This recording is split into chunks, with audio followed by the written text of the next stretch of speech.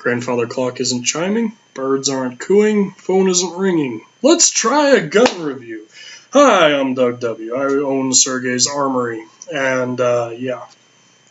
Today we are looking at two handguns that I will possibly have in inventory. One of them is not for sale under any circumstances. Now there's the other one. These are shop models only, because one is my carry gun, one is my father's carry gun. So I'm borrowing his for the day to do this.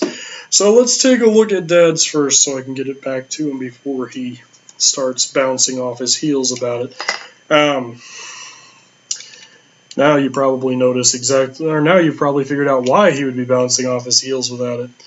This is, in fact, the Colt Series 80 Mark IV Gold Cup. My dad's original owner on it. He bought it factory new back in the 80s when he was still a security guard, and he has owned it ever since. So let's look at some of the features that make the 1911 basically the most popular handgun in existence in all of history. First off, it was made by John Browning. Anything John Browning touched immediately turned to gold. The man was King Midas. He was the firearm messiah. The guy was a genius, probably the finest genius that has ever lived, and unfortunately died far too early. If he had been immortal, he still would have died too early, because that man was unbelievably talented. Anyway, you can see it's just a pretty standard gun. This is what everyone thinks of when they think of a semi-automatic handgun, is a Colt 1911. Probably not the Mark IV Series 80, which has some modifications, but, it's not that much different than your baseline one, externally at least. This one is stainless steel, as you can probably tell. It's, like I say, it's absolutely average. Everyone has seen a 1911. Probably everyone has shot a 1911. Has the single stack magazine, their 8-round capacity for 45 ACP. There are some 1911s in 9mm. A few of them have actually come out in 40, but those are from companies other than Colt. Colt sticks to the original formula, which is keep it simple, stupid. I mean, that's literally their formula here.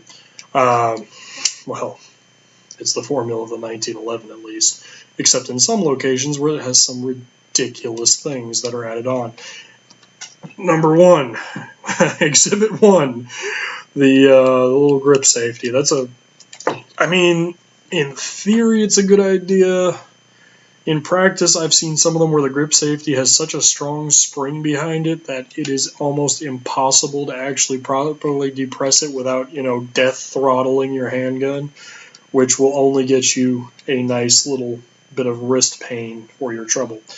This one has the competition springs in it, so the hammer spring is very light on the draw, but it comes in at a good angle. The slide spring is rather light compared to your regular 1911s. But yeah, overall, basic features of the 1911 series in general are an 8-round single stack magazine.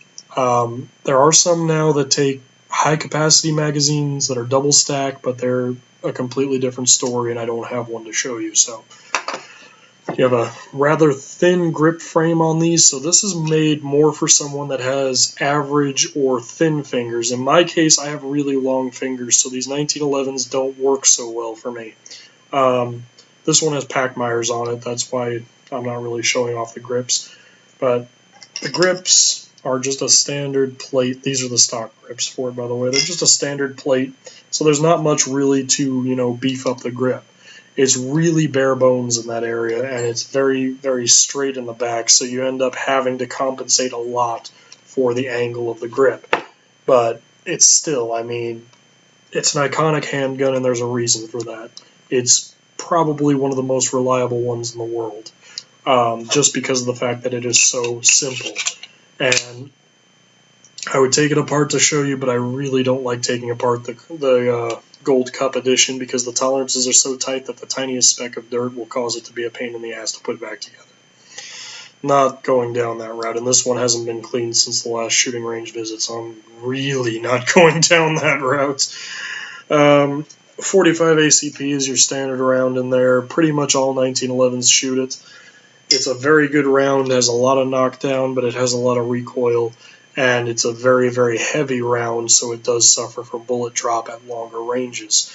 But generally speaking, you won't be shooting more than 75 yards with one of these, and you'll be hitting spot on the target almost all the time. These sights, as you can see, are a pretty standard affair. Notch and blade sights. This one has adjustable ones. Most of them, just the rear notch is stationary. That's your stock models. Some of the fancier models like this one come with an adjustable one that has a screw so you can adjust for elevation. Some of them also have windage. This one does have windage as well. But, you know, realistically speaking, it's probably shooting point and aim right out of the factory, so there's no real point to mess around with one of those. Like I said, the grip safety is right there, so it cannot fire unless you have something pressing down on it. This is not as effective as you would think because a lot of modern holsters have a strap that goes right across the grip there, so it holds it down anyway. So, you know, I wouldn't carry one cocked and locked. I would just, you know, carry it with rounds in the magazine. As such, you've got a full magazine. You have not got one. You don't have one in the chamber, but it's ready to go if you need it. That's how I would carry it personally, because I don't trust any gun with a round in the chamber unless it's got a manual decocker. And even then, I'm not a huge fan of it. But, you know, personal taste there. Otherwise, it's a solid steel frame. I don't think any of these were ever made with polymer frames. I could be wrong. I've never seen a polymer frame in 1911. I know they're out there somewhere, but I know Colt doesn't make them. I think, is it Sig Sauer makes them now? I think maybe, I don't know. One of the companies made a polymer frame one for a while. I don't know if they're still making it. I can find that out if you're interested.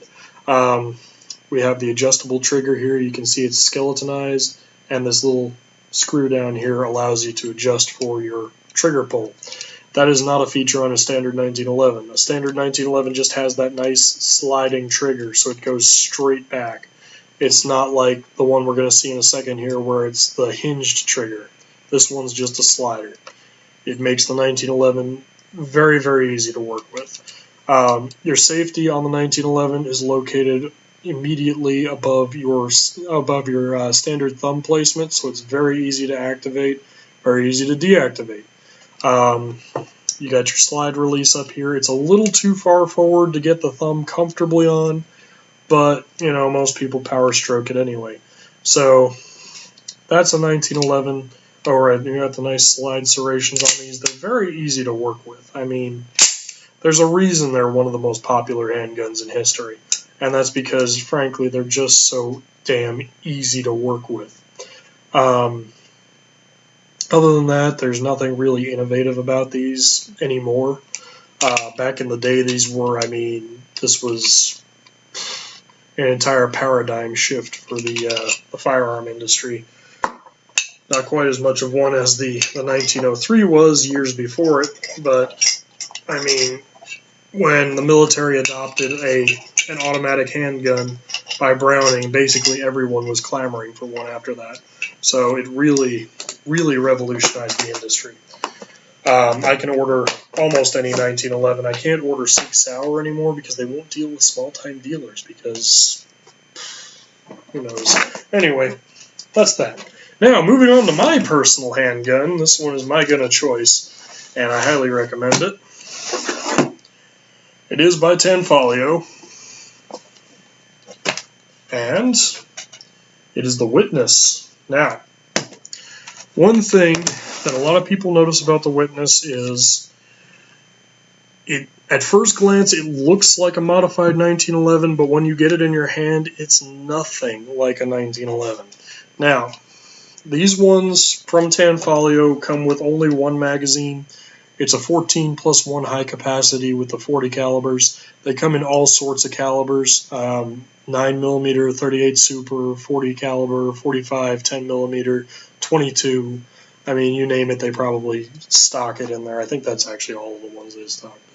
Okay. We will operate on the assumption that that's all the calibers they stock for now. But the great thing about this one is you can actually convert these to be any caliber in the world. As long as you bought the 45 ACP or 10mm frame, you can convert it to any other caliber that Tanfoglio makes a gun in. And all you got to do is take off your slide and you swap the whole thing out and the magazine. It comes as a kit. I think they're like $250, $300, and you got yourself a brand new caliber for the same gun.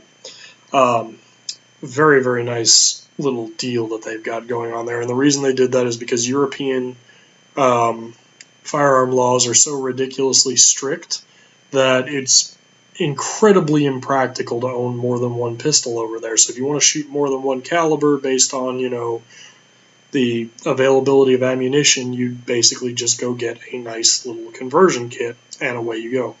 Now, a lot of features on this one really blow the Colt out of the water. I had to open my mouth about that thing not ringing in the beginning. It's not going to ring anymore. I'm just kidding. Okay. Yeah, I make a lot of bad jokes about these. Oh, by the way, this one isn't loaded either. Are you finished? No, you had to get one more in there. Okay. Screw that clock. This one isn't loaded either. I don't personally store my firearms loaded. My father does because who the hell knows. Anyway, 14 plus 1 mag capacity. I have a spare magazine for this one. They don't come with 2 magazines, but either way. This is based on the CZ75 design, which is a modification of a Browning. It's a modification of the high power. So you'll see a lot of high power built into this gun. Specifically in the hammer area, the slide is very, very, very familiar to those who are familiar with the high power. The grip is contoured so that it fits in the hand just wonderfully. It sits so wonderfully in the hand.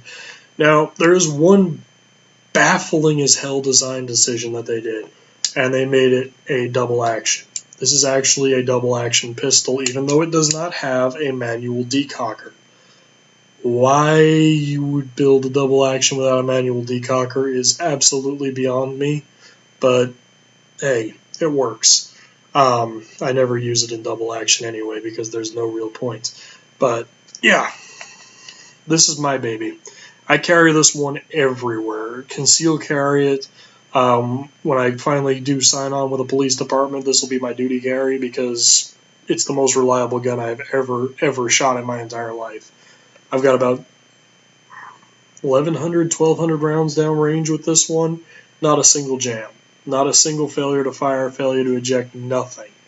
It has chewed through the nastiest ammo I can find, like remanufactured crap, and it just perfect every single time. Never had a hiccup. It's never complained once. This one is the Limited Pro Edition, which is a little bit higher end than your standard one, and there is a damn fly on my hand. Get out of here, you. This one is a little bit, like I said, it's a little more high end than the standard edition. The standard editions start, by the way, at about $350. This particular one goes for about $800 to $850, and I mean, for that price, you get a whole lot of gun. So let's look at what you actually do get.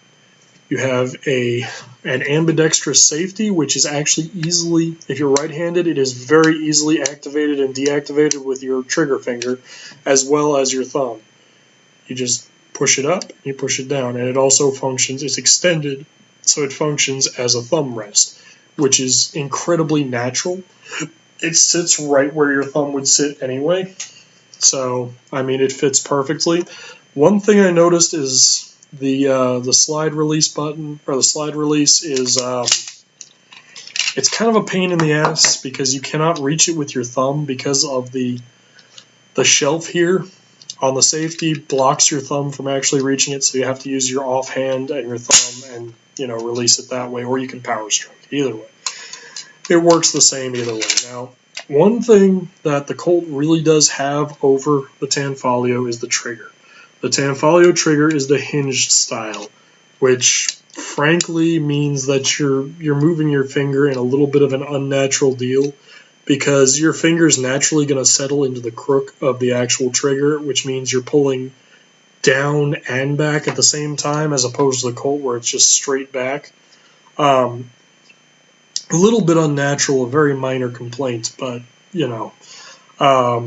Another thing, the mag release on this one, sometimes you have to fight it a little bit, and that's just because, you know, it's really far forward of your thumb, so, I mean, after a while of shooting, it kind of gets old pressing that, but that's kind of the trade-off you make here. This one comes also with the extended, or the target sights. One thing I really love about Tanfoglios is how easy they are to take apart. All you got to do is you line up your takedown notches on the side there, and then you take your cleaning kit and just give one good whack on the, get out of here you, one good whack on the slide catch. I'm sorry, that fly threw me off. Bastard of a fly. You give it one good whack with the little plastic cleaning kit and it drives it right out, and then the whole upper frame of the pistol is now removed. The pistol is taken down for cleaning, takes 2 seconds, and it also allows me to illustrate one other unique feature of this pistol, which is that the slide is actually beveled here such that it sits lower inside the frame than the 1911 does. And you may be wondering, rightly, why the heck that's important. Well, the simple answer is it brings the recoil closer to you. It brings the recoil closer to the strongest part of your hand. So you're actually mitigating a lot of the recoil by doing that. Reassembly on this thing can be a bit of a bastard. There you are. There we go. Sometimes it can be a bit of a bear, but you have to line it up just right and then press it pretty hard to get it seated, but once it's seated, it's good. That, by the way, is also how you change the caliber. You can change from 9mm to 40. This one is the 40. You can change back again, and it takes seconds, literally seconds, to change your caliber in this thing. Very, very, very nice feature. The 40 comes with the 14+1 capacity. The 9mm, I think, is 19+1 capacity. It's really nice. The 45 is 12+1 capacity, I think. Something like that. It's still pretty high capacity. Very, very, very good guns. I really cannot stress highly enough how much I love this handgun. And again, if you are in the local area and you're actually shopping for one and you'd like to, take this to the shooting range, just let me know. We can schedule a time and you can actually shoot this one. It is a lot of fun, and it's also got the extended beaver tail, so you never have to worry about hammer bite. But yeah, one of the things that everyone loves when they hold this one in their hand is the fact that it actually contours in here, so the web of your hand sits in there, and it sits more naturally in your hand than a 1911 does. Plus, with the slide being closer to the actual axis of your hand, the recoil is mostly directed into your wrist and down, so it's much easier to keep a hold of. In fact, I hold like such and just pop targets all day long. It's point of aim every time. Sights are adjustable. This particular one has an adjustable trigger, which I have not adjusted out for slop, but it's butter smooth. I mean, in single action, you can see there's almost zero resistance to the trigger coming out. I mean, just perfect every time. God, I can't recommend these guns highly enough. I absolutely love them.